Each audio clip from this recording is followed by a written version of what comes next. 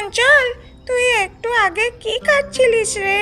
এই তো আমি তখন আম খাচ্ছিলাম, খুবই মিষ্টি। আম? কোথায় পেলি? এখানে তো আম গাছ নেই।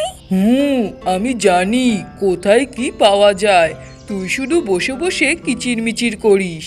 ঠিক বলেছিস, আমি তো গানের পাখি, কিচিরমিচির করাই আমার কাজ। তা ঠিক, কিন্তু গানের জন্য পেট ভরে না। মিঠু, তুই একটু এবার কাজ করতে শেখ। তাহলে তুই কি করিস? সারাদিন খাবারের জন্য একবার এদিক একবার ওদিক করিস। কাজ করা সবার উচিত, বুঝলি? তাই বলে শুধু গান গেয়ে সময় নষ্ট করাটা ঠিক না। তাই? তাহলে আমি গান বন্ধ করে তোর মতো খাওয়ার পিছনে ছোটার কাজ শিখবো। ঠিক বলেছিস। তুই বরং আজকে আমার সঙ্গে চল, দেখবি খাবার জোগাড় করতে কত পরিশ্রম লাগে। ঠিক আছে, তোর মতো যদি আমার পেট ভরে তবে আমিও তোর চেলা হয়ে যাব। তারা দুজনেই এদিক ওদিক বেরিয়ে পড়ে খাবার খোঁজার জন্য, কিন্তু তারা খাবার কোনো মতেই পায় না।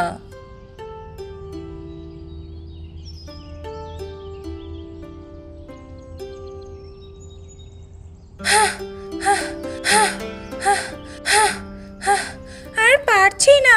চঞ্চল, তোকে দেখে তো কাজটা সহজ মনে হয়েছিল। আরে তাই বলে এত তাড়াতাড়ি হাল ছাড়লি?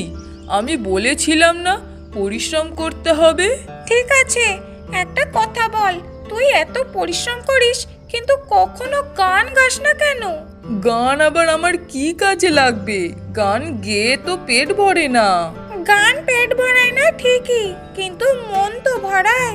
বনের সবাই তোকে কষ্ট করতে দেখে, তুই যদি গান গাস সবাই তোর কাছে আসবে। তুই যা বলেছিস সেটা কি সত্যি আদৌ হবে?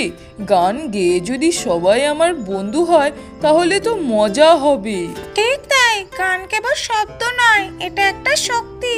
আচ্ছা, শিখবো গান, তবে তুই আমাকে গানের ক্লাস দিবি।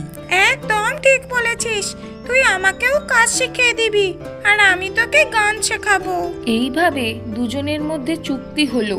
তারপর থেকে মিঠু আর চঞ্চল একসঙ্গে গান গায়, খাবার খোঁজে আর বনের অন্য প্রাণীদের সাথে সুন্দর সময় কাটায়।